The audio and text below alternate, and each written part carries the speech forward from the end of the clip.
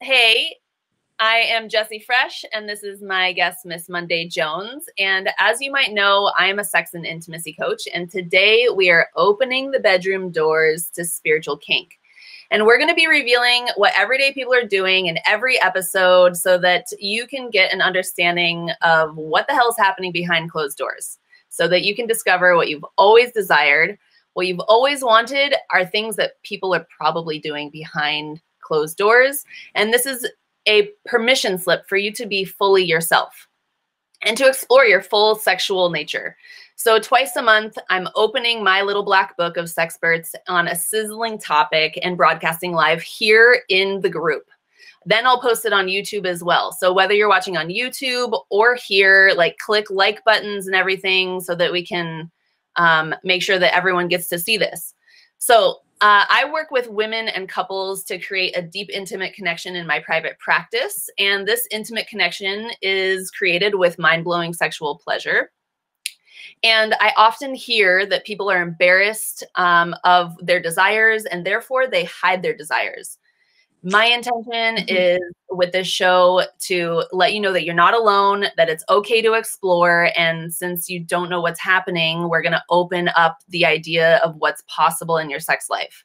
So today we have Miss Monday Jones, a Shamatrix, shaman dominatrix put together.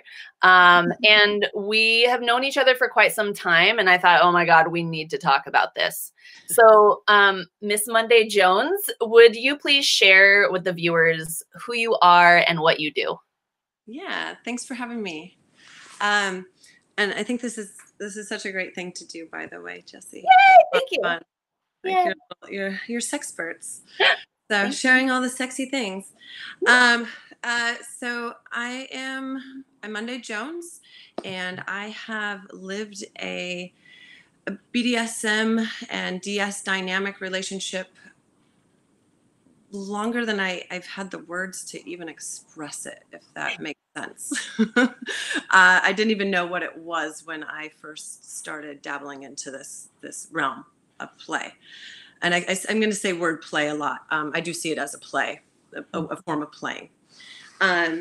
So let's see here. I'll date myself a little bit. I am 40s, and I'm 40 years old, and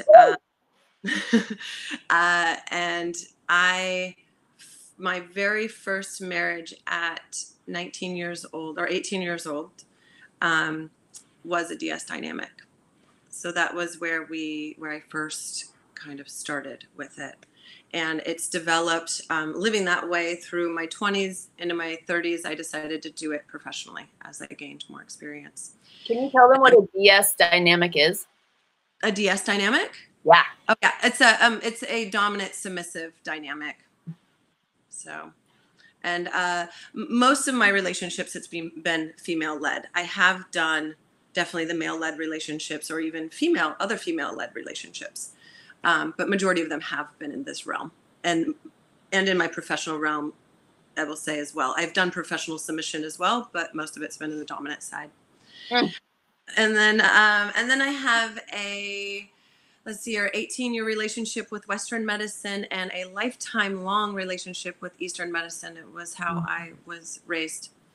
It was really the only thing I knew up until I think I was 15, and I told my parents I needed birth control. I was like, okay, can't go see the woohoo doctor. I need to see an actual gynecologist now. So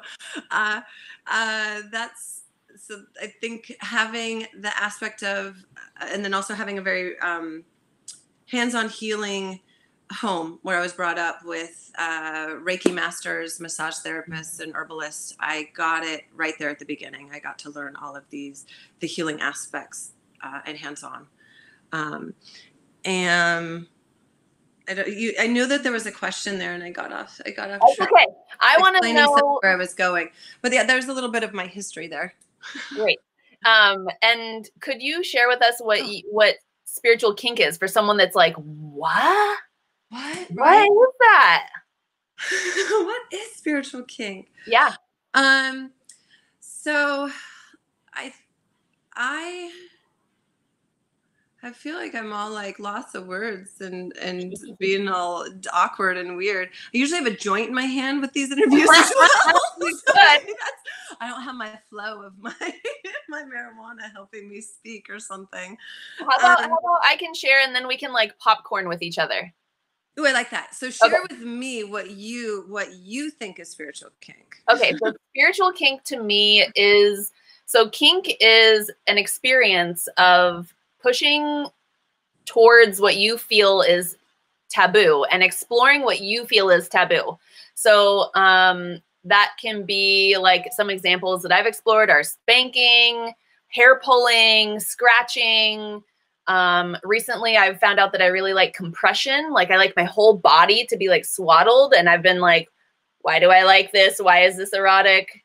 This is weird. And then being like, oh, that's the taboo part, is like questioning like, why? Whoa, this is interesting. Yeah. So you get to define what the taboo is for you, because we all have different levels. And as you explore kink, you begin to expand your edges and you find new edges to explore. And then the spiritual part for me is where I have felt the deepest peace internally. I have felt transcendent at times in those spaces, and just completely in the state of flow. And flow for me is what I have been searching for since I found it, basically. It's that space of like, there's nothing but now. There is just present moment. Mm-hmm. And it's kind of like you feel like you're kung fu fighting in a sense, and you are just super in the moment. And you access a little bit of magic in that. Definitely being in the present moment for sure. So for me, because it is a lifestyle choice as well as a profession, I didn't mention that I have been doing it professionally for 10 years and erotica since I was 18, 19 years old. So I've definitely been in that sort of the sexy world all of my adult life. The kinky, sexy world. So the spiritual part, I mean, as we were talking about right before we started the interview, that there is a lot of spiritual aspects to sex, and the sex that you have with yourself and the sex that you're sharing with others, and the intimacy that you're sharing as well. So it's in there with tantric, and it's in there with Kama Sutra, and these are two practices that I incorporate into my practice as well. I also have a lot of yoga in it, and I throw in ritual. So there is a level of ritual that we are going through for like the protocol, the before we're going to be intimate. There is certain steps we take to get there that bring you to, that's going to get you in that state of mind to be able to share yourself fully with the other person and share yourself fully with yourself. I've noticed that as well. Like for me, a lot of my sexual journey has been about my sexual journey, not them. And it's not, I mean, like, I enjoy sharing it with them, or I wouldn't be doing it, right? But it's really how I can let go and who I can be in there to experience what I'm needing in the session or the scene or whatever, the intimacy that we're setting up, the contained boundary. I love that. I'm getting like different body reactions as you're saying different things. Oh yeah. So picking it up energetically. Yes, it's picking me. It's like doing things. Okay. A ritual that I've seen that I really, really have been like dumbfounded by is, I did some kink training with Orpheus Black, and he uses penny play a lot. So he'll take out like 10 pennies and he'll put you in a very, like open stance with your body, like you're on your hands or you're on your knees, and it looks like you're about to pray, but instead you have pennies on your fingers, and you are in meditation, and you're just waiting. And that's his ritual of allowing you to like drop in, to be like, no, you're stepping out of the role of like mother, housewife, boss, dad, and you are stepping into a place of service. Yeah.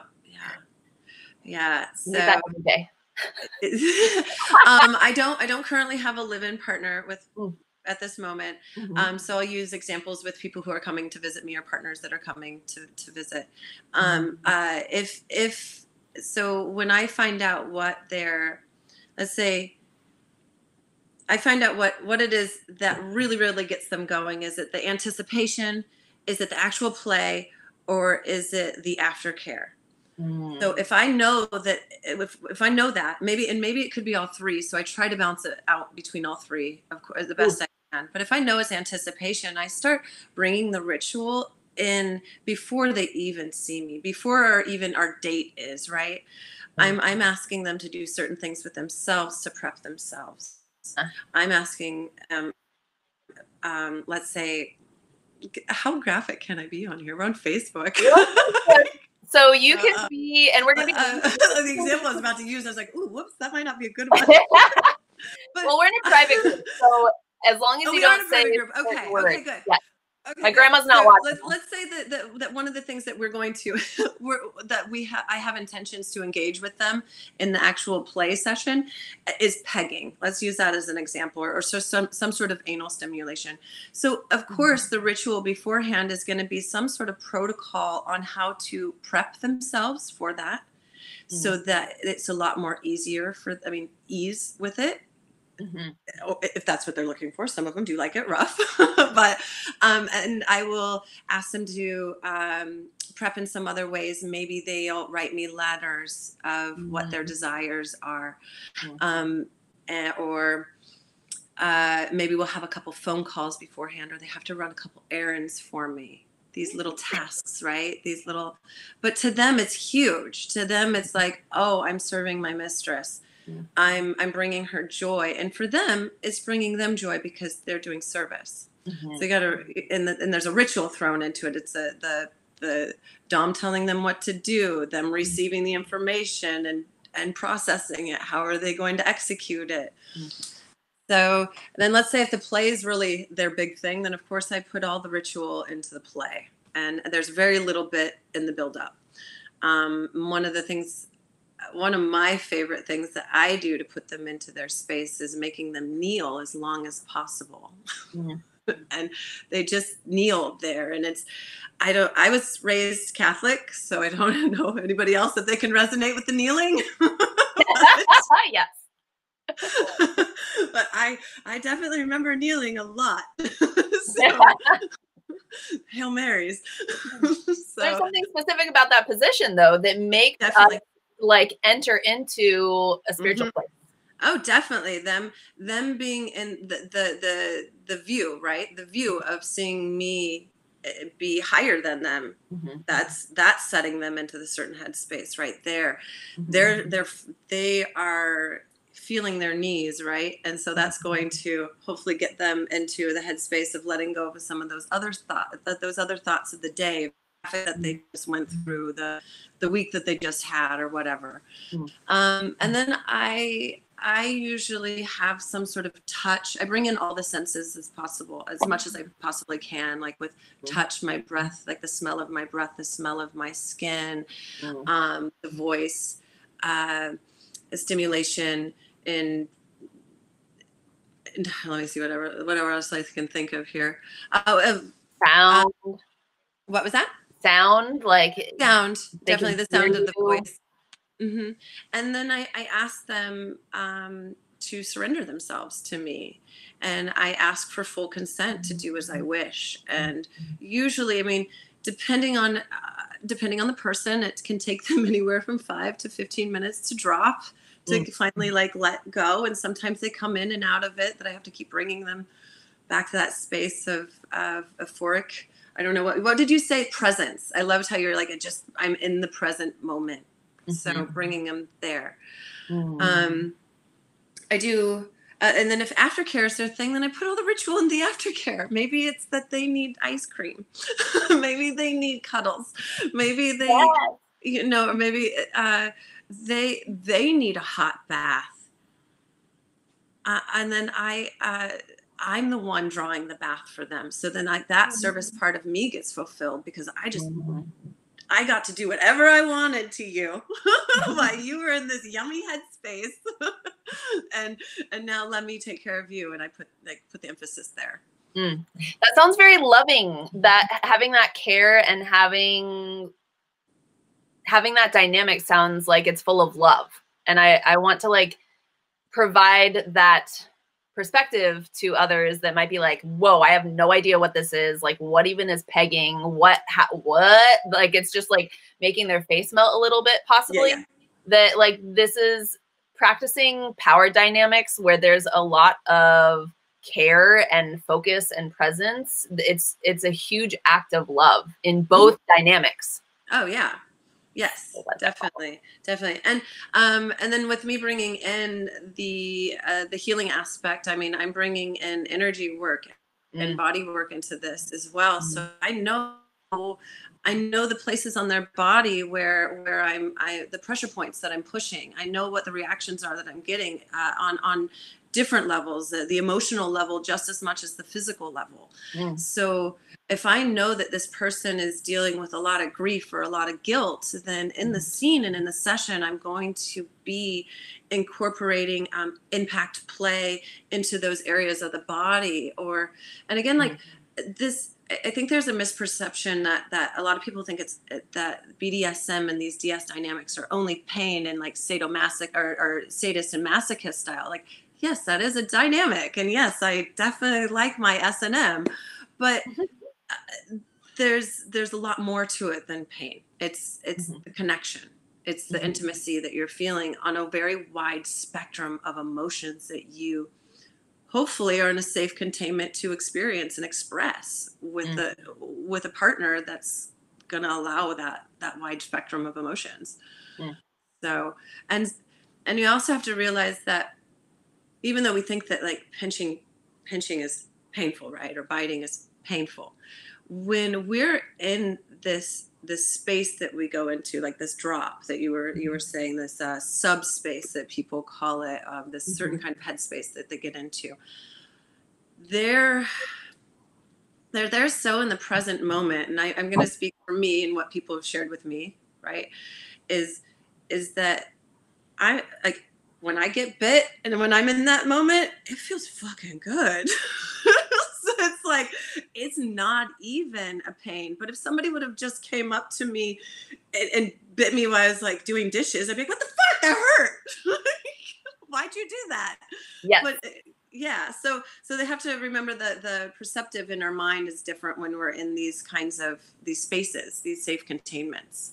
Right. That's a great point. Like what is this not? This is not violent. It's thank you. Yeah, I wanted to talk about you. Yeah, it's not abuse, and it's even not pain for some people. For some people, it's just like, it's exploring intensity in different levels, not pain. Yeah. Some people really do like pain. So it's all, it's a mixture. Yeah. It's the tabooness, like the taboo fetish kink. And these are the things that I specialize in. And hopefully I offer a safe space for them to come into it that's judgment free, for them to be able to really let go. And for, some of these people that visit me, they've been married for 30 years and their wives don't even know that they like their cock locked in a cage, or they like to be spanked, or that they got a big foot thing. Yes, the wives don't even know. Natural.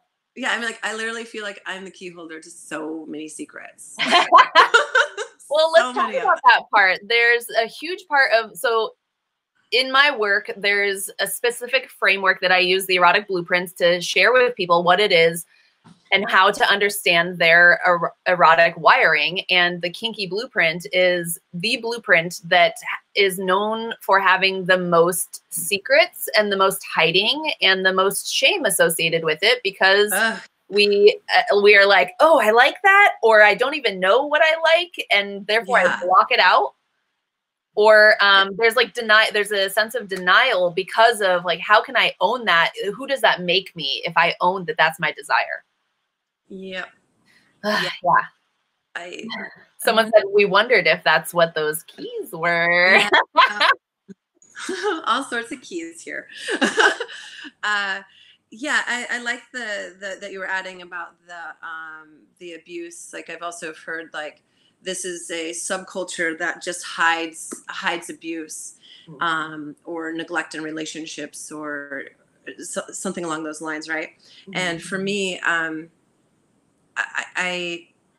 the DS dynamics that I have had in my life and the BDSM styled relationships that I've had the most communication ever. There is so much communication that sometimes I'm like, can we just stop now? Can this be a consent, non-consent situation? I rule, I boss now. But yeah, there's a lot of conversation around it, and a lot of consent around it. And it's not, I have to say, they're my least abusive and toxic relationships are the ones that have this safe containment to play this way. Because honestly, the way that I feel is we all are sadomasochists in a way. We all love to build ourselves up and break ourselves down. And yeah, I feel like instead of doing this in a toxic way, in we'll say vanilla relationship, right? I don't know what to standard or normal, because I've never had one of those really, but I don't feel like there's that much communication about what happens in the relationship. There's not a lot of like the supporting of the relationship in certain ways. Like we just you're on autopilot, right? Like we're on autopilot. We're just going to do this thing. Yeah. You can't do that in a BDSM style relationship or a DS or S&M relationship. Holy smokes. I mean, unless that's what you talked about prior, like there's agreements, and you stick with the agreements, and with having those, I felt like it eliminated a lot of the toxicity, like a lot of the toxic part of the relationship, a lot of the assumptions, a lot of the judgments, and the shaming around it. Because it's like, no, guess what? We have a certain time we get to play in that area. We can get all of that out. And that we don't have to have the destroyed inner dialogue to build ourselves up and then destroy ourselves. Like we can do this in this way, or we don't have to do it. We don't have to fight. Okay. This is another thing. Like I hear those people that talk about toxic relationships, but the sex is so fucking good. Oh yeah. It's not worth it. It's not worth it to be in that toxic relationship for that fucking fantastic sex. I promise you. There's ways to do it like this. Like I said, setting it up with communication and consent. There's a way to be able to have that really fantastic fucking sex. And those wider range of emotions that you feel and the drama that you feel in those toxic relationships without having that be your day to day. I hear that from a lot of clients. A lot of clients of mine will say like, oh God, like, why am I always attracted to the person that's wrong for me or the person that's off limits?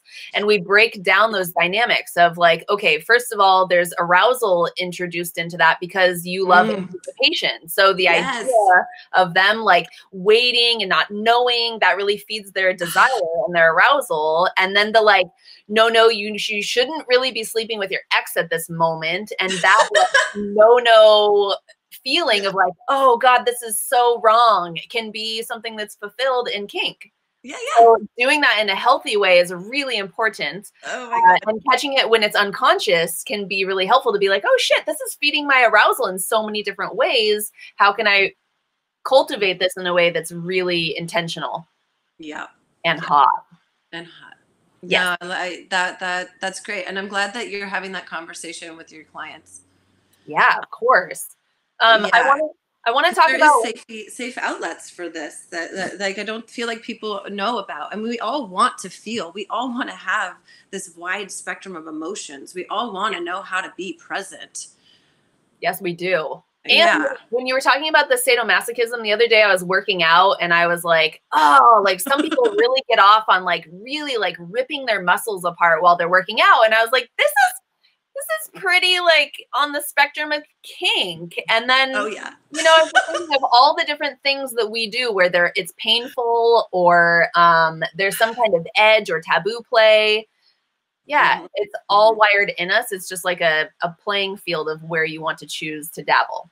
Yeah, I definitely can relate with the working out and the sadomasochism. I know. I was thinking, I was like, how do you run so much? How do you do that all the time? How can you work out for 5 hours a day? That's stupid. Yeah, it's insane. How does your body handle it? It's like, because it feels so good. I'm like masturbating when I'm working out. Yeah, so let's talk about that part. So the huge thing that I really love to touch on with kink is why it's so hot, is that what's actually happening is that your brain, as you're increasing the intensity, your brain is releasing dopamine, neurotransmitters, like all the drugs in your brain that make you feel high, that make you feel euphoric, that make you feel transcendent. Those drugs start to come in and influence how you feel. Yep. So that's one of the reasons why this topic turns me on. I'm curious what else turns you on about spiritual kink? Oh, man. Oh, maybe the exploration of the body, or I shouldn't say of the human, because it's the mind and the spirit and the body. It's not just the body. Yeah, I think it's exploring the limits that really turns me on. Seeing how far you can take at the edge. Where is the edge? I used to think it was kind of because I was living off the grid, right? Oh, there's not a lot of people that do this. But which I kind of wish, that one of the questions you had asked me on the little like pre-interviews, the slip was like, what did I wish that I would have known beforehand, right? So I did put some thought in that. I was like, I wish that I knew that there was a subculture a lot sooner. Wow. Yeah.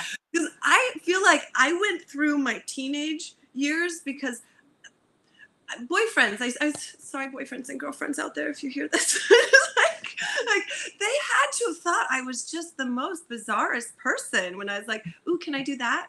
Hey, can I stick my finger in that hole? Ooh, what is this? What happens if I tug on this? Now, what if I cover your mouth and do it?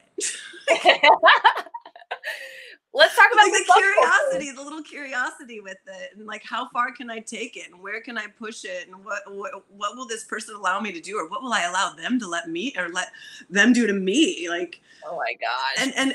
And what I've noticed as well, like progressing in the experience is and I think is it's all hot and sexy, right? And then you eventually come. Yeah, the orgasm part is really awesome. Yeah, and then you have to process that afterwards, and you're like, oh shit, would I have done that would I really have done that if I didn't have such a big boner? That's a really great point. That like one of the hottest parts of this in my mind is that you can experience the highest level of pleasure that you've ever had without even having your genitals involved.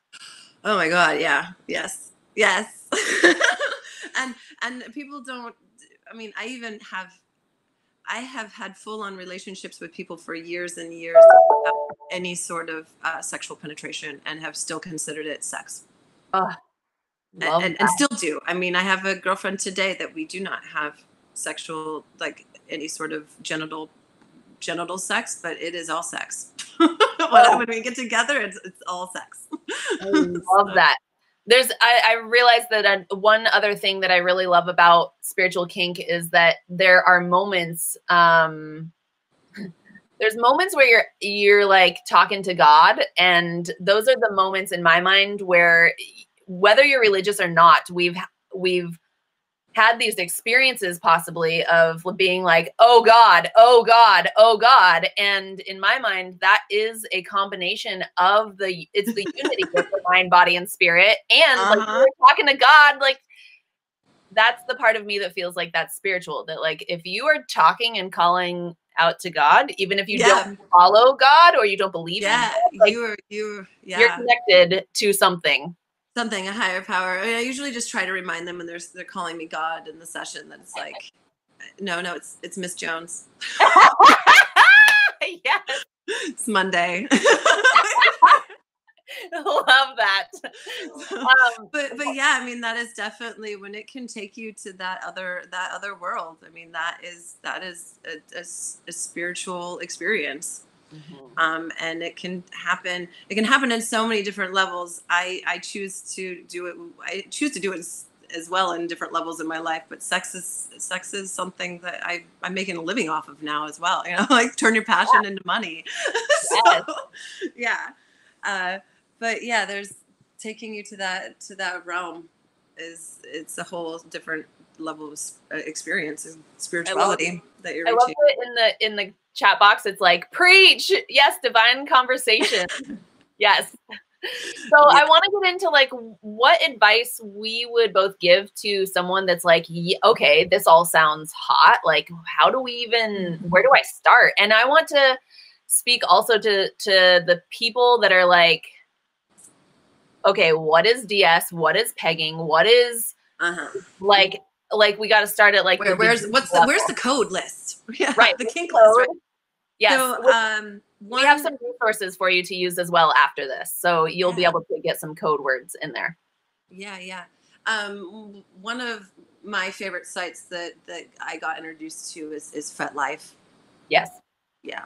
So I think FetLife was a big educational tool for me. I was like, oh, there's words for these activities. They actually have a name. FetLife.com is basically Facebook for kinky people and for kinky events and for kinky groups and the entire community that you can. Oh, and Vanilla's in there too, because vanilla is actually considered kink. Yes. Oh my God, I love that. Yes. Love that. I like it. I like it as well. I try to tell people, I'm like, well, I'm not very vanilla, but I'm like, but I do like it as a kink. I like it thrown in there. I love that. So one of the first things that I like to tell people is that, like, if you want to try something, first think about what it is that you fantasize about. Okay. That's like, first step is like mentally being like, oh, like, what do I think is really hot? What are the things that I've seen on TV that I've like, that heat has come into my body? What are things that you dream about? What are things that you're like, I don't want to tell anyone about this, but the porn that you watch, the things that you're searching around in porn as well. Yeah. Yes. That's a good spot. I think if like you're going to start sharing it with a partner, is starting the conversation with your partner. Yeah. Sometimes for some people, if they're really shy and bashful about it, it can be easier to slip in when you're already being intimate, like as dirty talk. So that was something that I know worked for me in partnerships when I was trying to introduce a new task into something new that we hadn't tried yet, but I'd been wanting to. So if I threw it into the pillow talk and I could see that it was arousing them and arousing me, then I would bring it up again when we were out of the bedroom to see what the reaction was. And sometimes it wouldn't mesh up, and they were like, yeah, that was great pillow talk. No, I'm not going to do that. And other times it's like, let me think about that. And then they would, process it a little bit, and then, without the boner, and see if it brings back arousal again when they think about it. Yeah. I love that. That terrifies the shit out of me. That concept, it like makes me like, like, oh my God. Tell me why. Please tell me why. I think, you also have to know your partner and how to read them as well. Like I feel like if I was in a partnership with you, that wouldn't be a tack that I would try if I knew that was your way. But tell me, like, why would that terrify you? There's organic things that have shown up, like in my experience in sex, that it does end up like that. Like, I probably shouldn't share what I'm talking about this morning without checking in first. So I'm going to skip that. But there's been natural things that kind of just like evolve and become sexy. Yeah. And it's just like that in a conversation. But the idea of being like, first of all, I find that speaking for a lot of people is really difficult during sex to even ask for what they want, let alone to dirty talk. It's the most awkward class I teach. The whole room is like zipped up. Is it really? Yes. It's like, because communicating while naked or like having sex is really vulnerable for a lot of people. Very vulnerable. It's just very vulnerable to be naked. Go, boop. Yeah. Of like, I'm going to get rejected. I'm going to be weird. They're not going to love me. All of the like, I'm not worthy, I'm not lovable stuff starts to show up.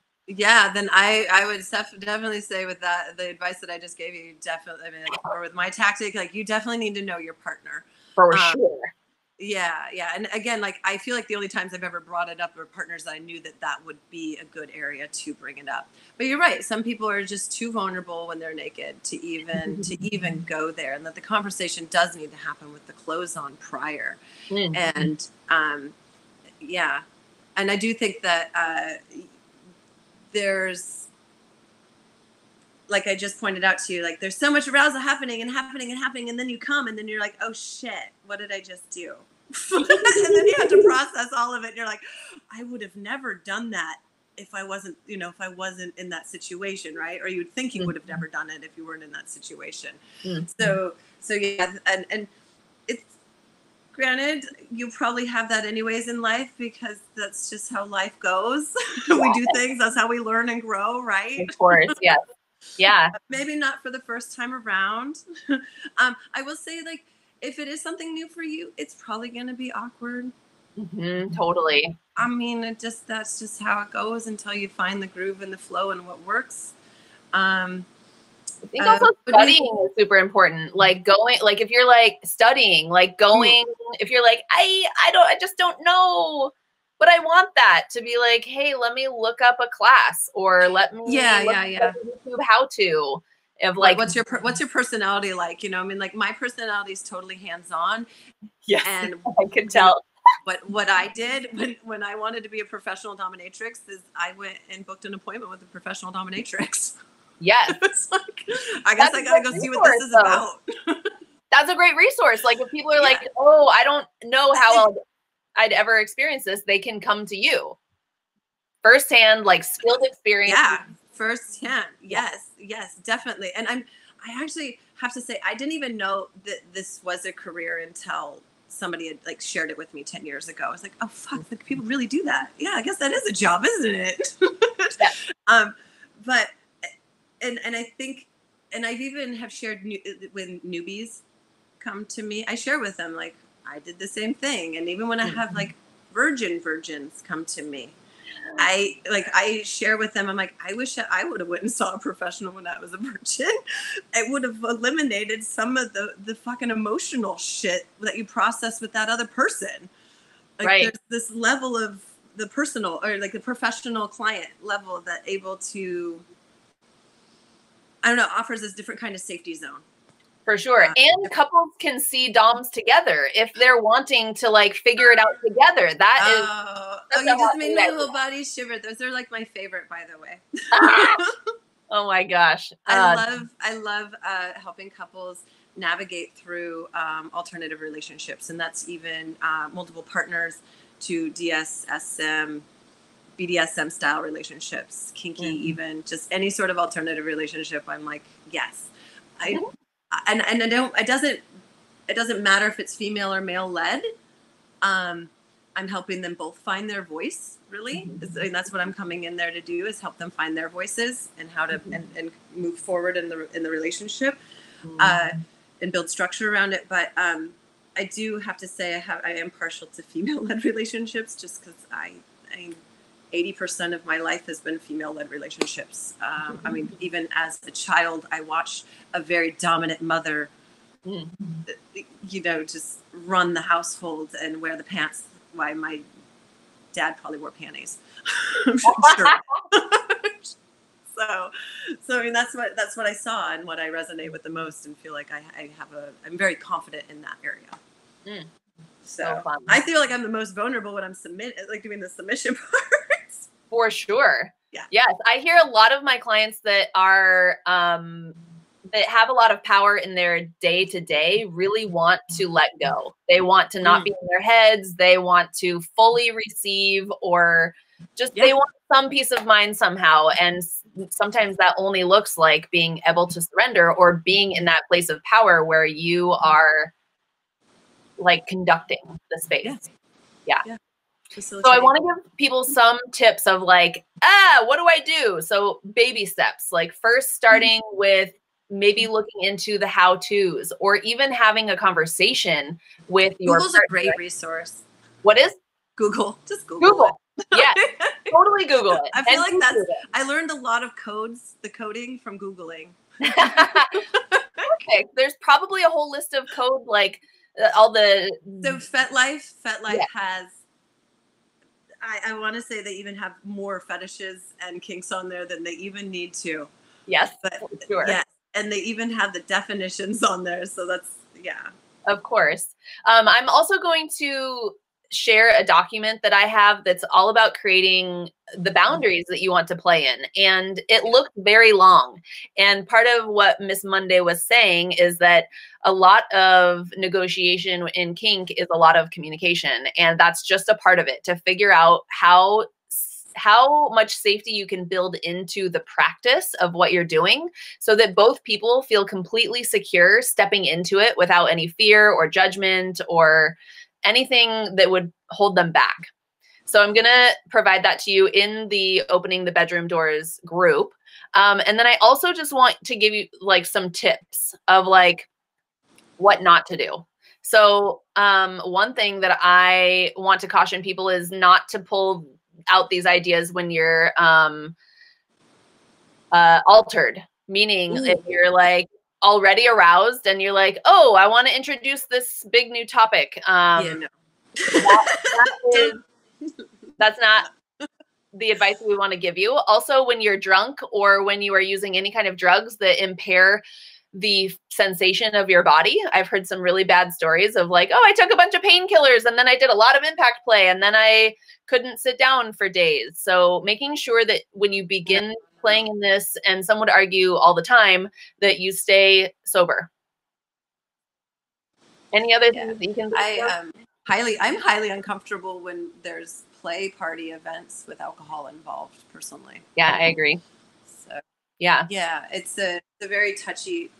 Yeah, altered. That's good. Don't do it when you're altered. Definitely, and also, and I love how you put in there, the arousal is also altering. Like when you're turned on, it's very altering. So not a good time to like renegotiate. Renegotiate or introduce a big, huge thing that you've been wanting to do. Like, I've never had any anal play. Shove this in me. Like, no. Yeah. Don't do that. Yeah. No. I want to ask you the really cheesy question that I have of like, if you could have a billboard advertising this subject, what would it say and why? Oh, God. Oh, yeah. I was looking at that question. That one was a difficult one for me to answer. I mean, I would love it to have like something along the lines of breaking the stigma around BDSM, you know, for sure. Because I also feel like, honestly, when I look at people's relationships that say they're in vanilla relationships, I can still see a DS dynamic in them. It's really, it's weird, but I still see it happening. Maybe something along the lines of like BDSM heels. Love that. Thank you. BDSM heels, and I don't know, maybe you could like have the photo of like a dominatrix or in heels. Long boots, you know, put the image in there as well with it. I absolutely love that. Yeah, but that's my approach with it is it's very healing and it's very therapeutic. And that is how I incorporate it into my life and how I want to facilitate it with the others that I'm playing with. I can imagine you on the billboard with huge heels on and like the camera being down by the ground, looking up at you. Looking up, just yes. Yep. And in like the pupil of your eyes, it's like all the people of the world, like that have wear the many different hats. Yeah. I like this. Yeah. Well, I just want to open up the questions. If anyone has questions for either of us in this is a great time to ask them. Yeah. And while those questions are showing up, can you share with the audience like what projects you're working on right now or where they can find you? What projects? If they want to follow you? Yes. So, I mean, my website, mondayjones.com, and it has all the links on there that you imaginable, including, you know, my Amazon wish list if you want to send me kinky things in the mail. Yes. Let's see here. And you can find me on Instagram under Monday Jones 420. Awesome. And Mistress Monday Jones is my other Instagram. Twitter is Ms. MS Monday Jones, and FetLife MS Monday Jones. Again, all the links are on the website, so I feel like that's the best place to go. My next big project's like, I started my online presence about a year ago. It's been kind of a funny journey. So I've been pushing that with the pandemic right now. Like everybody's doing a lot of online virtual dating, and I'm jumping on it as well and pushing a lot of my online content. Cool. My personal life big project, I am preparing to run in a couple months from Seattle to Portland. So that is over 200 miles.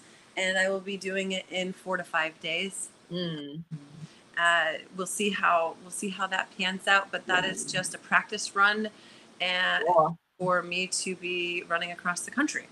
So I'll be running, hopefully, crossing my fingers here, in the next couple years, running from Portland to New York City. Wow, incredible. Yeah.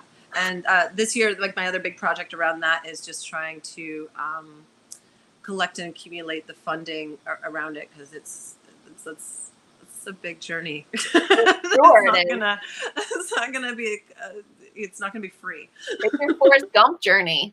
It's my Forrest Gump journey. Yes. Yeah. So yeah, I think that's my girlfriend and I, though. We are talking about, this is lovely. She's also in the business. If you want to look her up, Aim Patrick, cool. Miss Aim Patrick.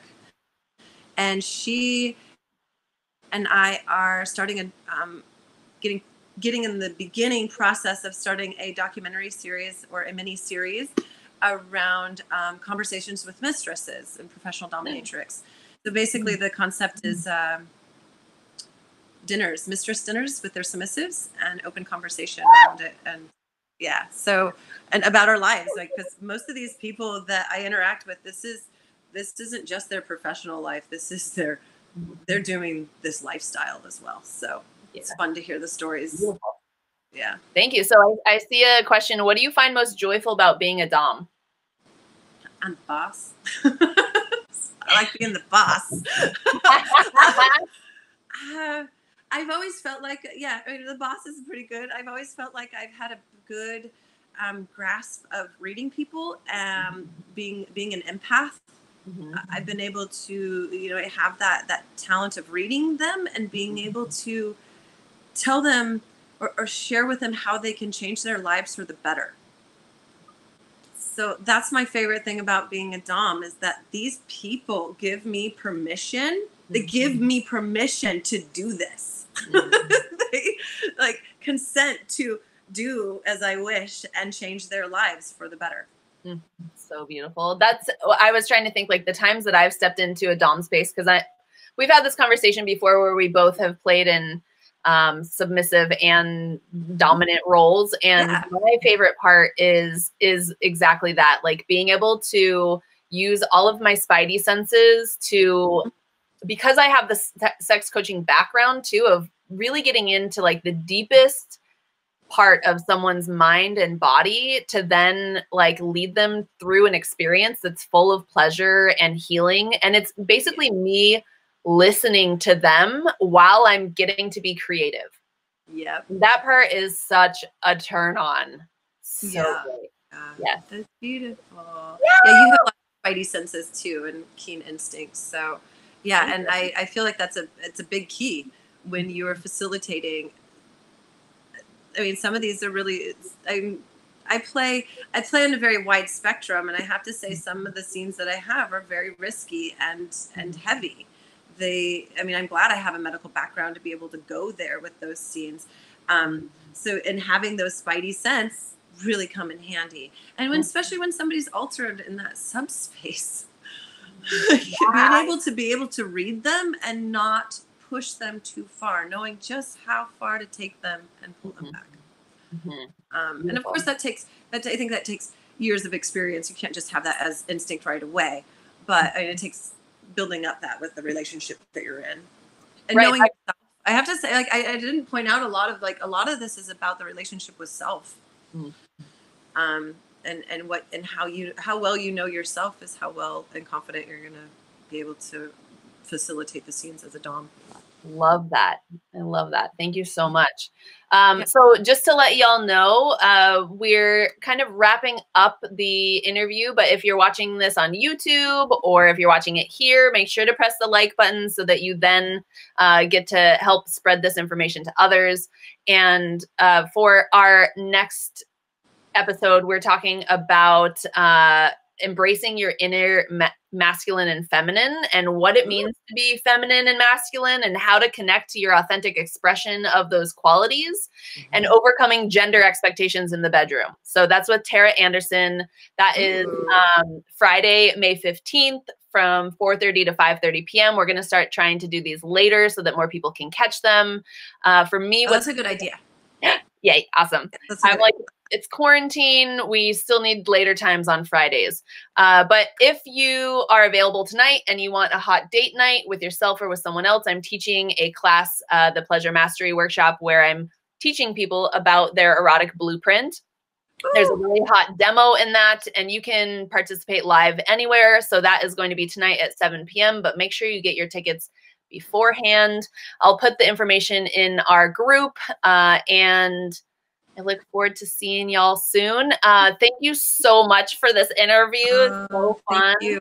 I have to say your erotic blueprint, like it's one of my favorite teachings, and I use it so much. Yay. Especially when I'm working with couples. I can't believe like what a useful tool that is for them to have a better understanding of themselves and how they operate in a sexually intimate space. Yes, this is great. And I feel like they've even taken it outside the bedroom and used it. Like, oh, I'm an energetic person. Oh, I like taboo things. No wonder why I'm drawn to this. No wonder why. Yeah. So anyways, it's a good class. People take it. Yes. Thank you so much. You've been such an amazing guest, and I've had like full body chills come throughout this entire interview, and I've had my tail wagging. Oh, so I'm just like, good. I hope like some of it wasn't too vague. I know we didn't I don't feel like I dove down deep in any of it, but if anyone has extra questions, they can put it in the comments, and I can answer. Yeah, definitely. You can come my way and ask questions. I love talking about this stuff. I love like helping people navigating through it as well. Yeah. So, and I know that like some of it just has to be vague, probably just due to that I do it in a sense as well. And we all know the sex laws in America are not very accommodating. I would agree. Work. Yes, I definitely agree. Yeah. But yeah, again, thank you very much. And I love what you're doing. Yeah. Keep sharing them. We need more sex. Yes, more pleasure. Okay, we're going to log off, everybody. Thank you all for viewing live. We will see you in 2 weeks.